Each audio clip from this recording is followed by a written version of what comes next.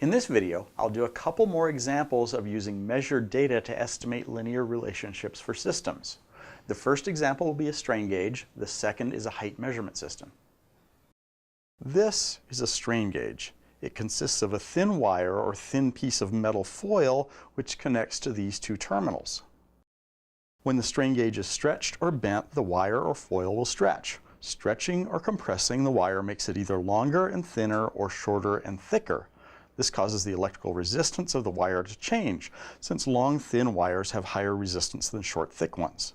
Strain gauges are bonded to a piece of equipment to measure the amount of deflection the equipment is experiencing. I'll use a strain gauge to measure the deflection of this plastic beam. I've simply glued the strain gauge to the beam here. For this system, our input will be the deflection of the tip of the beam, and the output will be the resistance change of the gauge. Before we take the data to characterize the system, though, let's talk a little more about the system itself and why strain gauges are useful. In block diagram form, our system looks like this. The system itself is a combination of the beam and the gauge.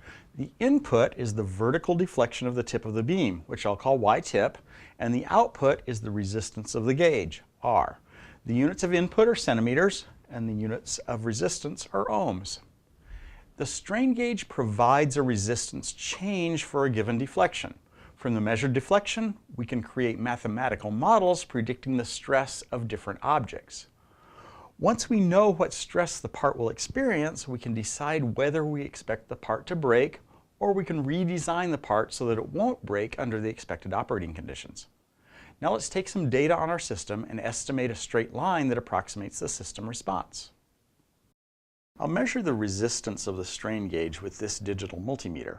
When the beam is undeflected, so that Y-tip is 0, the gauge resistance is about 120 ohms.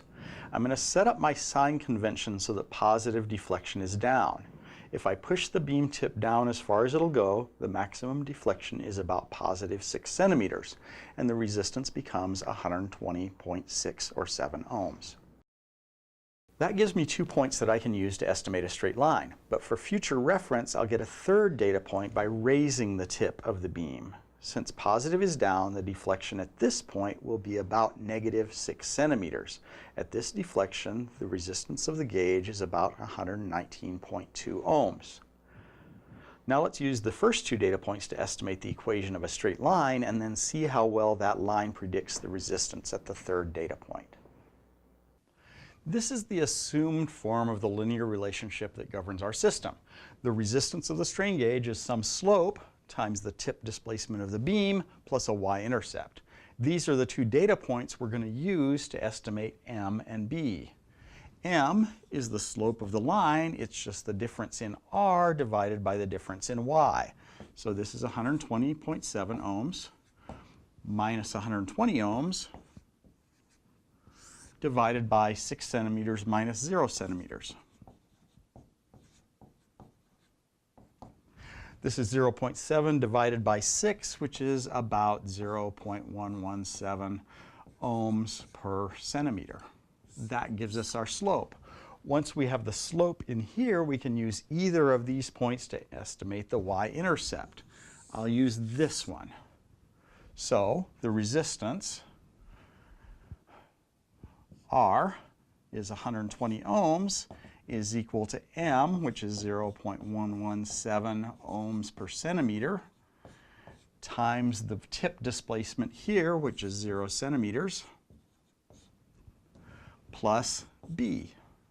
This cancels as 0, so B is equal to 120 ohms. Now we have the numbers necessary to fill in the blanks in this equation. Now let's see how the equation we've estimated from these 2 points agrees with the third data point that we took earlier. This is the linear relationship between the resistance of the strain gauge and the tip displacement of the beam that we previously determined. We also took a third data point where we deflected the tip of the beam up by about 6 centimeters. Since positive is downward, that corresponds to a negative 6 centimeter displacement, and we measured a resistance of 119.2 ohms. Let's plug this displacement into here and see how close our estimate agrees with our measured data.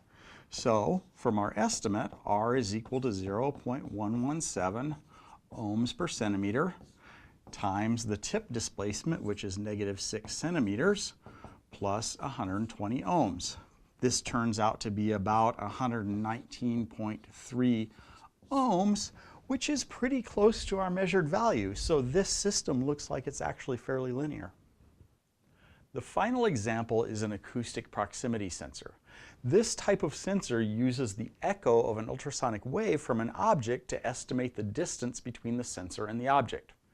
In our system, we'll measure the height of an object above the sensor. So the input to our system will be a height, and the sensor will output a voltage that indicates that height. We need to estimate the mathematical relationship between height and output voltage of the sensor, and we'll assume that that relationship is a straight line.